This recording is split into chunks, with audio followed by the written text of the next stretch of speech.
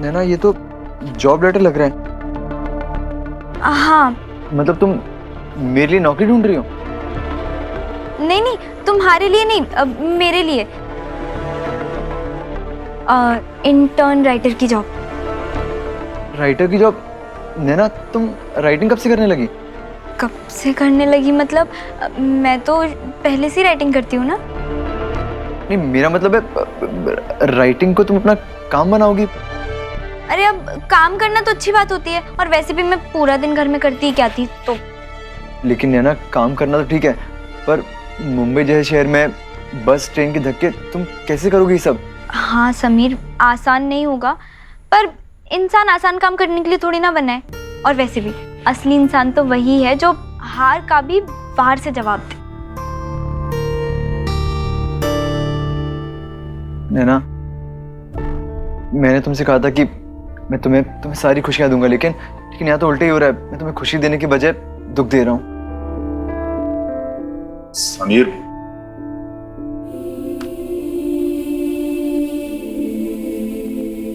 नैना ने तुमसे शादी की है, अच्छे बुरे वक्त में तुम्हारा साथ निभाने का वादा किया है। इसकी पढ़ाई लिखाई किस काम की अगर तुम्हारे काम ना आए? और मुझे भी लगता है कि काम करने में कोई बुराई नहीं है। ये देखो, ये अब से मैं भी सोसाइटी के बच्चों को पढ़ाऊंगा। मैं भी अपनी तरफ से कोशिश कर रहा हूं।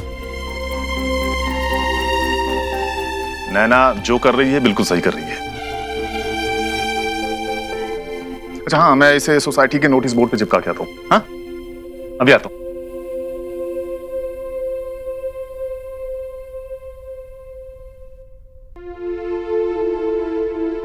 नैना, तुम मेरे सपने के लिए अपना सीए बनने का सपना छोड़ दोगी, काम करोगी? अमित, किसने कहा कि मैं सीए की पढ़ाई छोड़ रही हूँ? मैं दोनों काम एक साथ कर सकती हूँ ना। ये सब ना मैं सिर्फ तुम्हारे लिए नहीं कर रही हूँ, हमारे लिए कर रही हूँ। समीर, आसान नहीं होगा, पर जब मैं पूरे दिन के बाद घर आकर तुम्हारा हंसता हुआ चेहरा देखूंगी ना, तो सारा स्ट्रगल ना शहद जैसा लगेगा। तुम ना बस भरोसा रखो, खुद पर भी और मुझ पर भी। और वैसे भी सपने और अपने ऐसे पीछा नहीं छोड़ते। नैना, हम सेलिब्रेट करेंगे।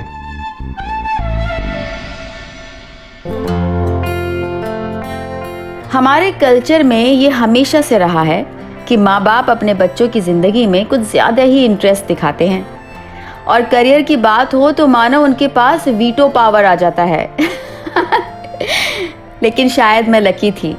मैंने जॉब की बात समीर और पापा दोनों से छुपाई थी, लेकिन जैसा कि मुझे यकीन था, दोनों ने खुशी खुशी मेरे फैसले को सपोर्ट किया। उन दिनों तो दो तरह के माँ बाप होते थे। वैसे दोनों तरह के माँ बाप अपने बच्चों का भला ही चाहते थे। पहले जो अपने बच्चों को अपना रास्ता खुद चुनने की आज़ादी देते थे, और दूसरे जो अपने बच्चों के लिए रास्ता खुद चुनते थे। मैं और समीर लकी थे। हमारे माँ बाप पहली तरह के थे। पापा और चाचा चाची दोनों ने हमें अपना सपना खुद देखने की ताकत दी थी। लेकिन बहुत से ऐसे माँ बाप भी थे जो अपने बच्चों की लाइफ पूरी तरह खुद कंट्रोल करते थे।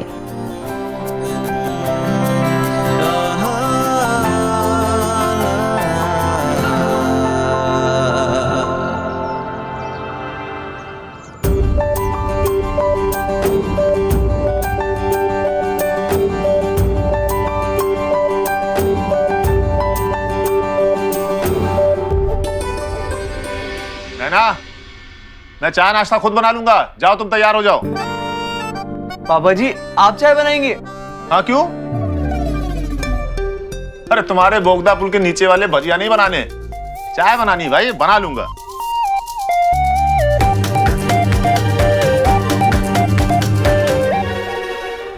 नैना, आज तुम्हारा ऑफिस का फर्स्ट डे है ना, उसके लिए ऑल द बेस्ट। पापा, आप नहीं खिलाएंगे? आप दोनों साथ में खिला दीजिए। ठीक है।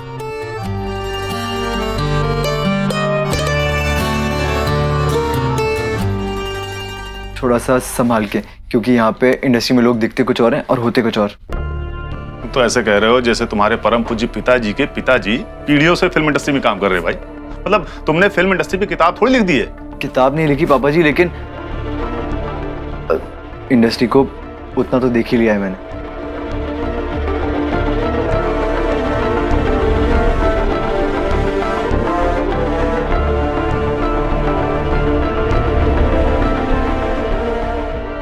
तुम्हारा दिमाग खराब है, तुम 50,000 का चेक छोड़ा है। नैना, वो अगर 50 करोड़ का भी चेक होता ना तो भी मैं नहीं करता। अरे ले लिया होता ना चेक, मुझे कोई प्रॉब्लम नहीं होती। मुझे लगता है आज पापा और बेटी दोनों कसम खा के आए मुझे तंग करने की। मजाक कर रही थी बाबा, मुझे पता है तुम कभी भी ऐसा कुछ भी नहीं करोगे, और अगर करोगे ना तो जान ले लूंगी मैं तुम्हारी।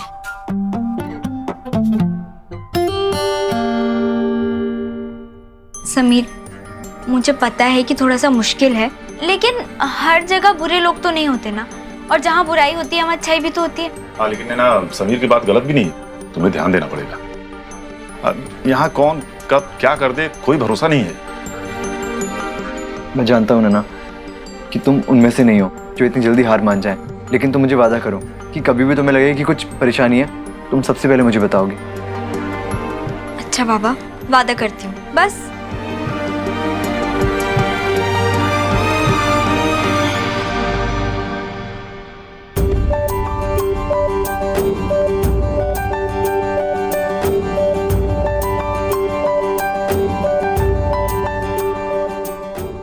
और नैना महेश्वरी जी। आपकी सीट वहाँ पर है, जाकर बैठ जाइए, थोड़ी देर में कोई ना कोई काम आपको समझा देगा। ठीक है।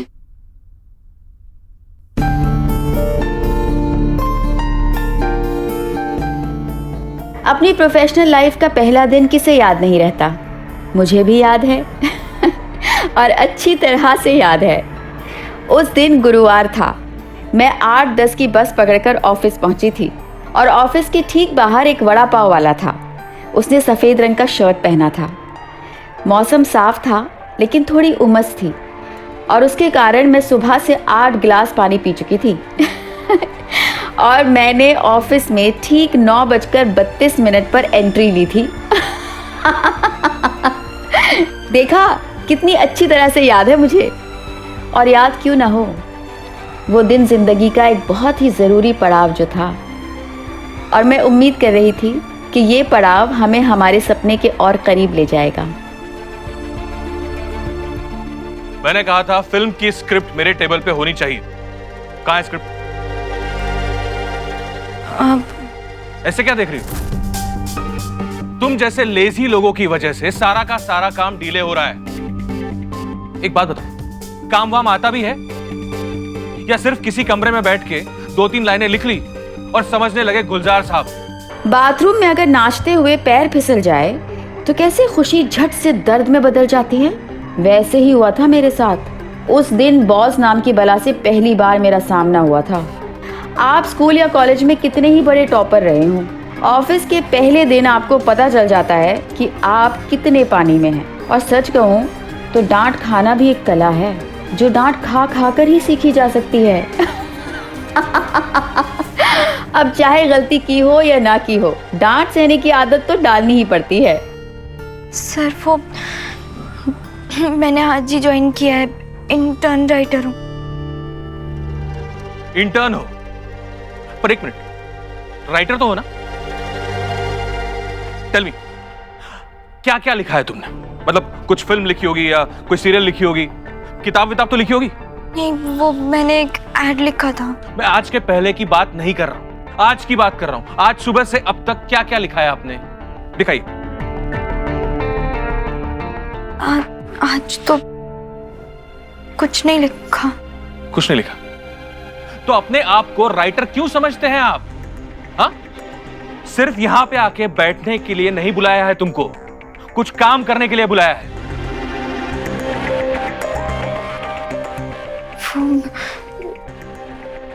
रिसेप्शन पे उन्होंने कहा था कि यहाँ पर बैठ जाऊं, कोई आकर काम सिखा देगा। तो ओह, मतलब इसको आपने सरकारी दफ्तर समझ के रखा है कि ऊपर से ऑर्डर आएगा और आप उसको फॉलो करोगे, राइट?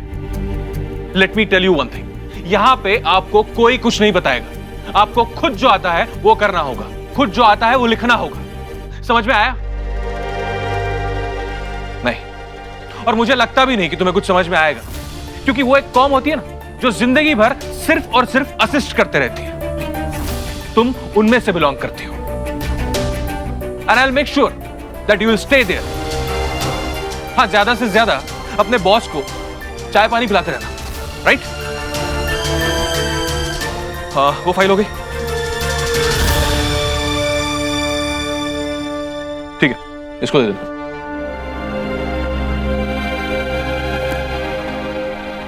रो क्यों रही हो तुम? नहीं, क्यों रो रही है आप? ओ अच्छा, मैंने आपको डांट दिया इसलिए आपको रोना आ रहा है।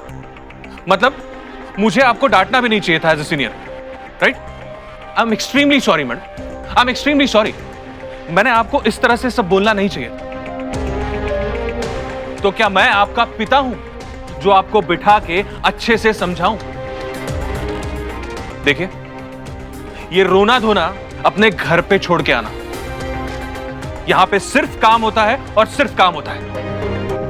And next time, please show me some professional attitude. Did you get me? बेटा।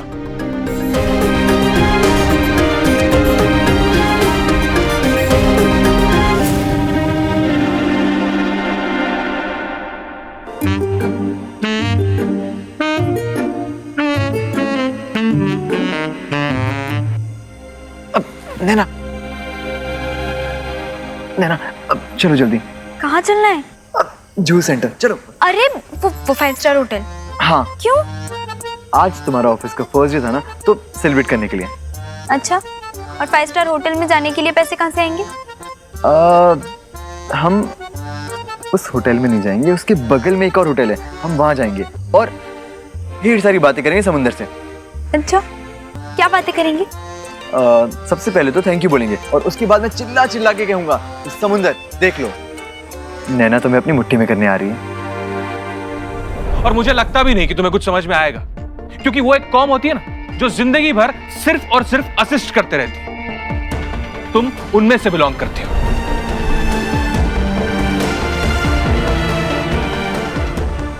नैना, क्या हुआ?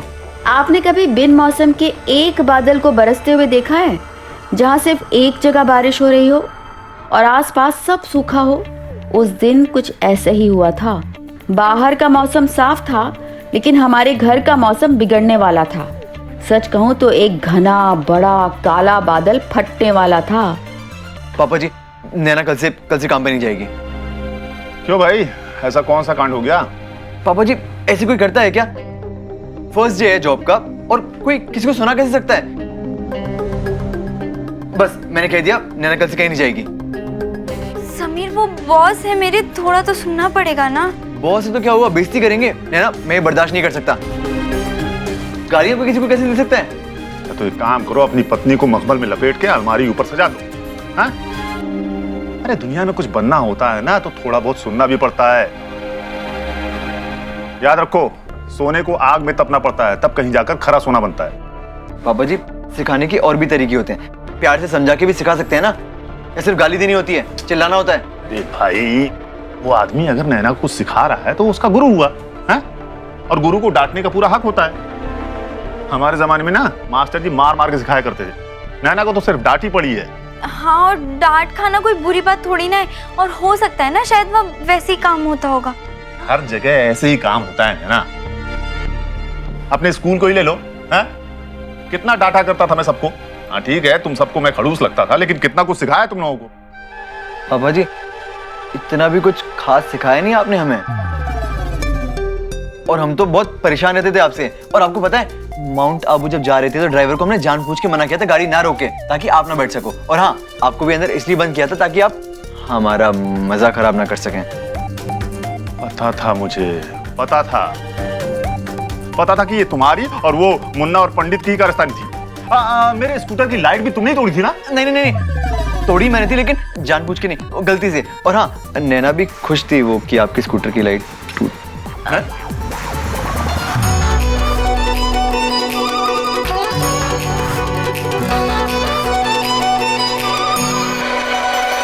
चल निकल, निकल जा मेरे घर से। अभी क्या अभी निकल, कुछ भी नहीं सुनना मेरे को। निकल। सुनिए ना, आप अंदर बैठ के बात करते हैं ना। बाबा, घर की बातें घर में रहेंगी तो ज्यादा अच्छा है, बाहर निकलेगी तो तमाशा बन जाएंगे। अरे क्या तमाशा बनने का बाकी है, अभी देख चुकी पूरी सोसाइटी। तो निकल यहाँ से, इस घर के आजू बाजू में नहीं दिखने का मेरे को। इस घर में जगह नहीं है तेरे लिए। चल चल निकल घर से। अंकल क्या हुआ, आप इतना गुस्से में क्यों हैं? ए हीरो, ज्यादा शानपति नहीं करने का। तूने ही दिमाग का दही किया इसका। मैं कुछ समझा नहीं अंकल, आप क्या कह रहे हैं? अरे तुम्हारी झूठ मूठ की स्टोरी सुन के झूठ बोलने को सिखाई है बच्चा। मेरे से झूठ बोलता है, फंसाया मेरे को, धोखा दिया मेरे को। तू निकल निकल यहाँ से, मैं दिखाता हूँ सबको। अंकल लेकिन बात क्या है? आदित्य तू ही बताना यार, बात क्या है? ये हमारे लफड़े में पड़ने का नहीं है, हम देख लेंगे। तुम लोगों की वजह से हुआ ये सब। तेरे को देख के हीरो बनने का सपना आ गया इसको, और हीरोगिरी निकालता हूं मैं इसका। आप छोड़िए। अंकल आप एक बार आदित्य की बात तो सुन लीजिए। चुप, बिल्कुल चुप। मेरे को पता है तू जो भी बोलेगा ना झूठ ही बोलेगा। अच्छा है मेरे कबर्ड से ये एक्टिंग स्कूल का रिसीट मिला मुझे, नहीं तो पता नहीं मेरे पीठ पीछे कितने दिनों तक ये फालतूगिरी चलता रहेगा। अरे बाबा, मैं आप लोगों को बता नहीं वाला था इसके बारे में। आपको शानपति सिखाता है? कुछ नहीं सुनना मेरे को। निकल निकल यहाँ से। अंकल आप एक बार आदित्य की पूरी बात तो सुन लीजिए, वो क्या कहना चाह रहे हैं। कुछ नहीं सुनना मुझे, क्योंकि मेरे पास ये एक्टिंग स्कूल का रिसीट है और इस पर स्कूल का नाम भी छपा हुआ है। इसी स्कूल में जाता है ना तू, और तेरे को पता था ना ये उसी स्कूल में आता है। मेरे को क्यों नहीं बोला? हाँ? कुछ नहीं सुनना मेरे को, तेरे से बात ही नहीं करनी। ए भाई निकल। मैं क्या बोल रही थी, सुन लीजिए। कुछ नहीं सुनने का मुझे। तब तक वो धर्मशाला पे और ये फुटपाथ पे पड़ा रहे। चल। लेकिन बाबा, आप मेरी एक बार बात सुन लीजिए, मैं एक्टिंग नहीं छोड़ सकता। अरे तो मत छोड़। एक्टिंग नहीं छोड़ना है ना तुम्हें, मत छोड़, हमें छोड़।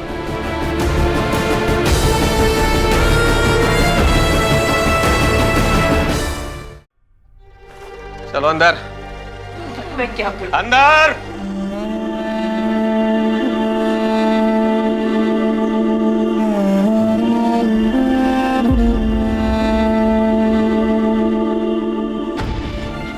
आई।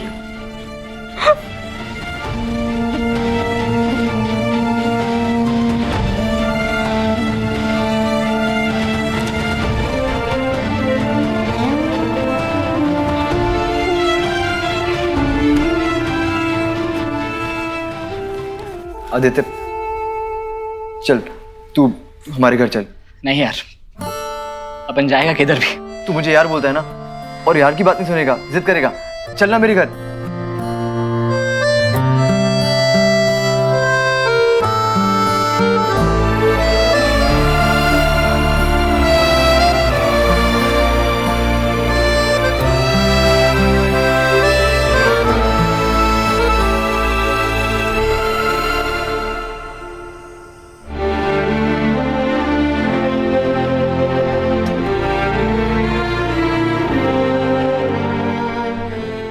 आदित्य बेटा, भूखे रहने से कुछ नहीं होगा।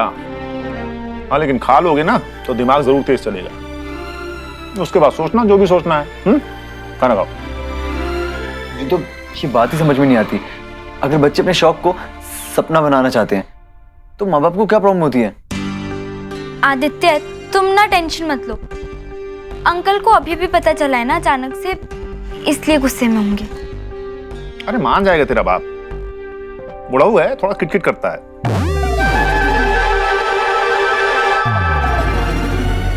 क्या बुढ़ाऊ तो है?